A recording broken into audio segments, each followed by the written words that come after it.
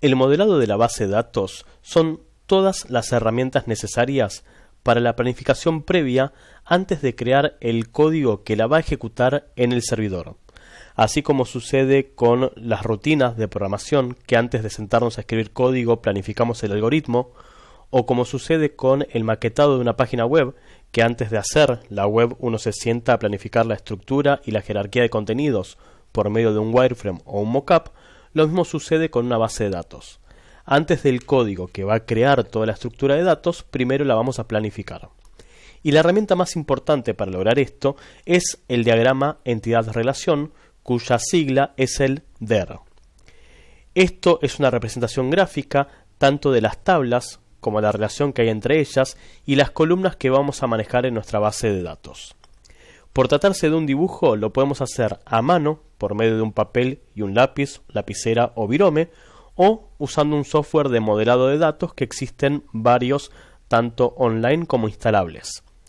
El fuerte de hacer un diagrama en la base de datos tal vez no está tanto en la creación, sino cuando tenemos que agrandar el modelo y empezar a agregar o quitar entidades, tablas, relaciones o atributos, donde desde la representación gráfica va a ser más simple que hacerlo con código que va a estar escrito en vertical y va a ser más difícil darnos cuenta dónde impactan esos cambios. Los elementos que forman un diagrama entidad-relación son las entidades, los atributos y las relaciones. Las entidades son cada una de las tablas que forman nuestra base de datos. Es, conceptualmente, cada grupo de información que pertenece al mismo concepto u objeto. Se pueden tratar de elementos físicos, como por ejemplo los usuarios de nuestra página web, que tienen un nombre y un apellido y son tangibles, pero cada usuario es diferente del otro, o podemos estar manipulando elementos conceptuales, como pueden ser las publicaciones o posteos de nuestro blog, que si bien cada noticia tiene un título, una foto, una descripción, una fecha de alta y demás, pertenecen al mismo conjunto de información. Es cada elemento que a ojo podemos detectar que es diferente del otro. En este escenario tenemos una entidad diferente por cada uno de estos elementos en nuestro diagrama. Voy a hacer un listado de las entidades que necesitamos inicialmente. Quiero hacer un blog que tiene publicaciones y esas publicaciones las realizan diferentes personas, por lo cual voy a necesitar seguro una entidad que van a ser los posteos o las publicaciones en sí y otra entidad que va a ser los usuarios que publican estos contenidos en la página web. Estas son las dos primeras entidades que seguro voy a necesitar en mi modelo de datos. Los atributos no son otra cosa que cada uno de los datos puntuales que queremos almacenar de estas entidades, es decir, las columnas de la tabla. De una base de datos a otra base de datos, según el modelo que manejemos, puede ser que las mismas entidades no manejen la misma información. Por ejemplo, en nuestro blog podemos necesitar que el usuario tenga solamente nombre, apellido, un correo y una clave para acceder, y puede que en una plataforma académica necesitemos nombre, apellido, algún número de documento, el título de estudios anterior al nivel en el cual está estudiando el alumno actualmente, su domicilio, un teléfono de contacto.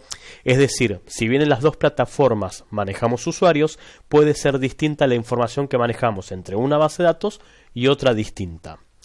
Es muy común a la hora de modelar una base de datos que confundamos un atributo con los distintos valores que tenemos para el mismo, lo cual deriva luego en que la base de datos sea inmanejable a la hora de manipular su información. A ver, por citar un ejemplo, de las publicaciones, de los posteos, voy a tener lógicamente un título, una fecha de alta, voy a tener una imagen, que es la foto que se muestra en la portada. Voy a tener además el texto que se va a leer cuando el usuario acceda a esta publicación y voy a tener en qué categoría se va a publicar este texto en particular. Y de los usuarios, lo que voy a manipular en primera instancia va a ser su nombre, su apellido, el email que va a ser con lo que se va a loguear el usuario en el sistema y lógicamente una contraseña de acceso. Y vamos a darle también una fecha de alta en primera instancia para saber cuándo se dio de alta el usuario y así poder tener los reportes pertinentes de cómo la plataforma va creciendo en las distintas etapas del sistema. ¿Qué puede suceder? Que a la hora de manipular las categorías, por ejemplo, del usuario, no diferenciemos lo que es un atributo de sus valores y creemos, por ejemplo, tips, noticias y ejemplos de código. Si estas tres opciones son nuestras categorías, no tengo tres columnas formales para los distintos valores, sino lo que tengo es una columna que agrupa estas tres opciones. Entonces, conceptualmente, el atributo es la categoría en la cual podemos agrupar las distintas opciones y los valores que vamos a tener para ese atributo van a ser estas opciones en particular. Entonces, tanto tips como noticias como ejemplo en realidad son las distintas categorías donde puedo publicar el texto, y lo mismo sucede si el usuario tiene un nivel. Si tengo administrador, un moderador de contenidos y el usuario común, no tengo tres columnas distintas, sino voy a tener un nivel.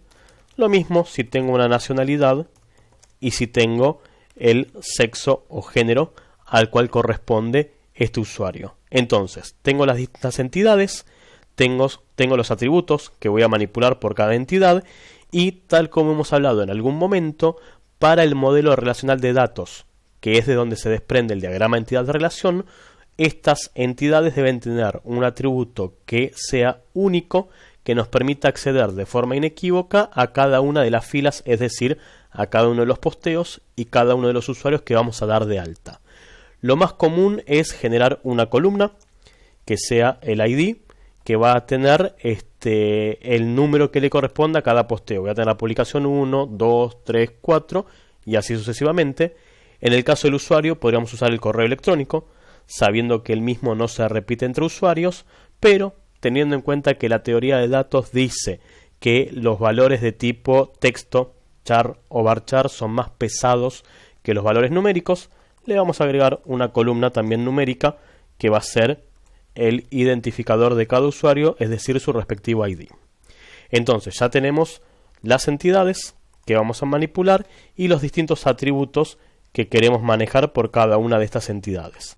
Lo que nos está quedando entonces son las relaciones, que es un vínculo conceptual entre estas entidades. Y la palabra conceptual es clave para el modelo relacional de base de datos, es decir, para el diagrama entidad de relación.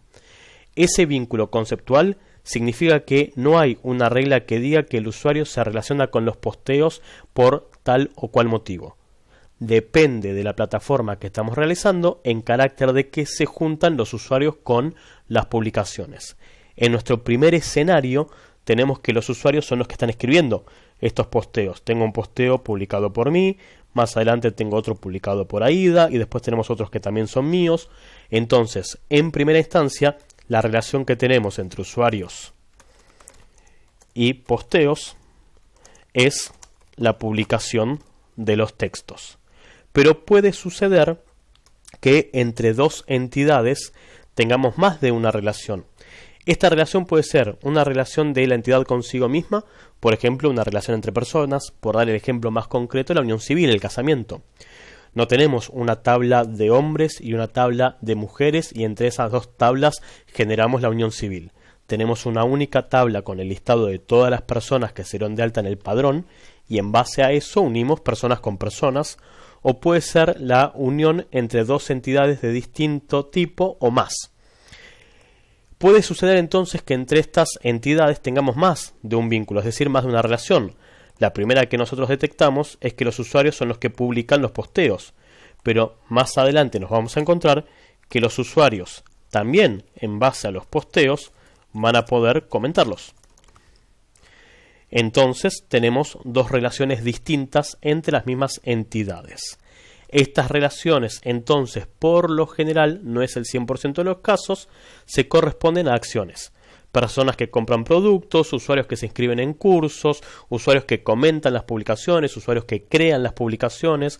Más adelante podemos expandir el modelo a que los usuarios con respecto a los posteos también los puedan calificar, es decir, rankear o que los puedan denunciar.